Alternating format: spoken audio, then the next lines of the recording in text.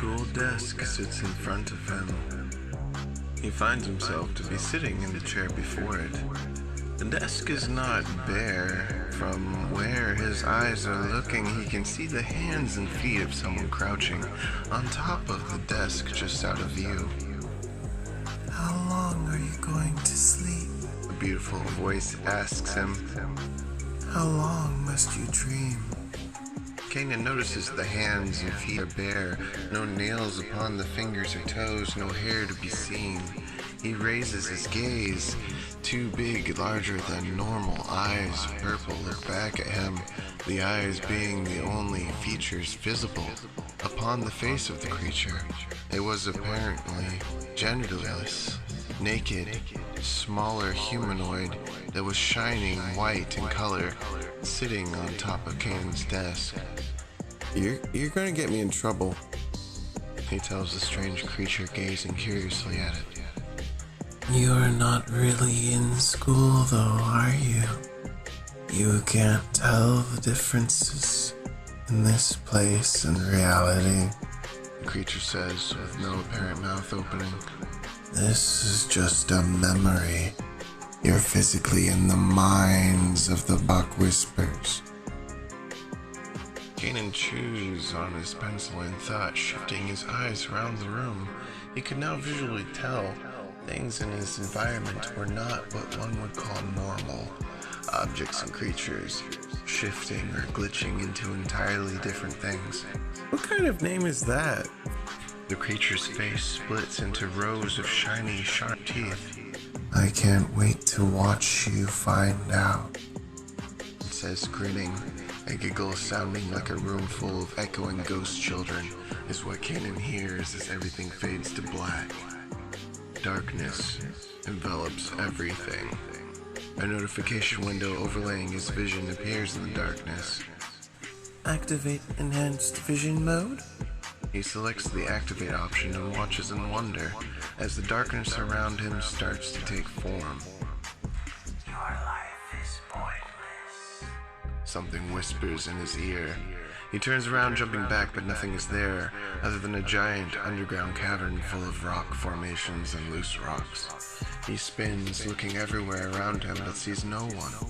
Looking down at himself, he sees the dried blood from his neck, having spilled out and splattered upon his armor.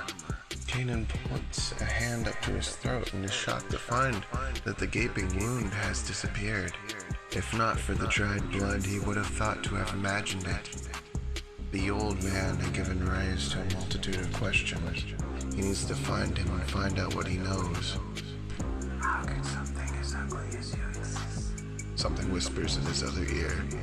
Kainen kicks at the direction of the whisper but hits nothing, as nothing is there. At this point, he is lost which direction the old man went. I wish I could track him, Kainen says, exasperated. Another notification window appears. Do you wish to engage tracking? Kainen closes his mouth in surprise. What other abilities did he have access to?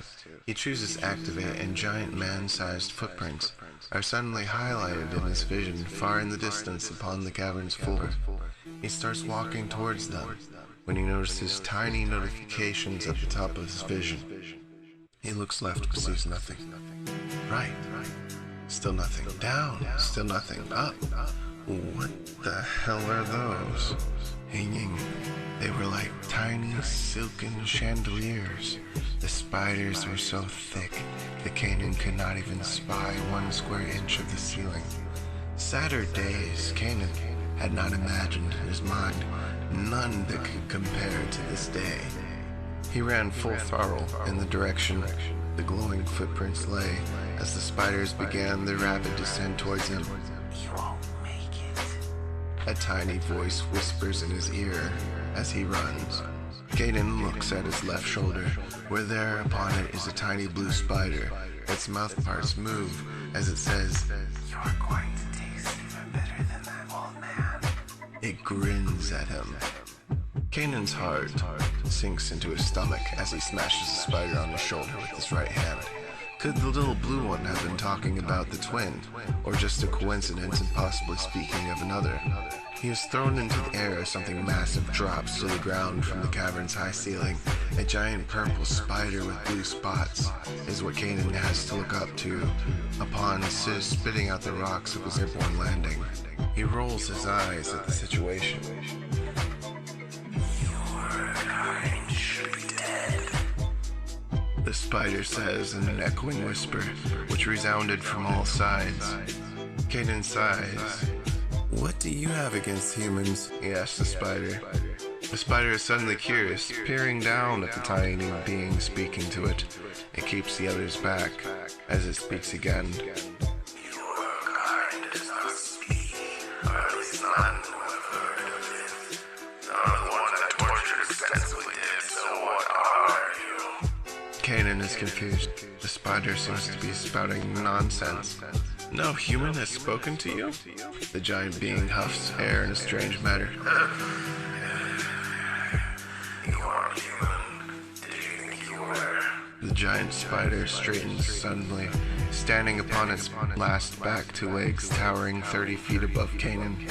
Smaller young spiders swarm Kainen. He holds back the urge to yell and tries to swat them off.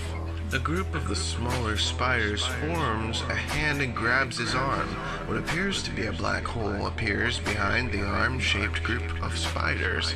At the appearance of this black hole, the giant spider and all the tiny blue spiders are sucked in forcefully as the spider arm solidifies into a purple-skinned human-looking hand. A body has formed attached to it out of the implosion of spiders. Kainen is mystified. Who are you? The purple creature in clear blue armor smiles, fangs dripping of poison. I am Salix of Legion.